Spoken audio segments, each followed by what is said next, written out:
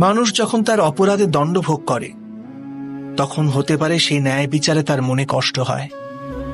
প্রশ্ন ওঠে তার হৃদয়ে যে যখন সে অপরাধ করেছিল তখন সে ভিন্ন ব্যক্তি ছিল, তারপর সে অনেক অনেক অনুতাপ করেছে, নিজেকে এত পরিবর্তন করেছে, তবু সে দণ্ড কেন পাবে?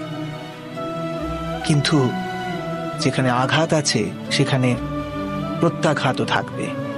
যেমন কর্ম তেমনি ফল। যদি কাউকে স্নেহ দাও তবে সুখ লাভ হবে, যদি কাউকে হত্যা করো তবে মৃত্যুদণ্ড পাবে।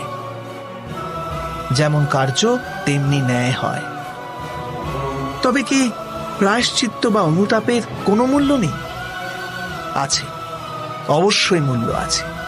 প্রায়শ্চিত্ত অনুতাপ মানুষকে অন্তর থেকে বলবান করে তোলে, আসন্ন শাস্তিকে গ্রহণ করার জন্য মানুষকে প্রস্তুত করে। অর্থাৎ প্রায়শ্চিত্ত না করে দণ্ড স্বীকার করার কোনো মূল্য আছে? স্বয়ং বিচার করুন।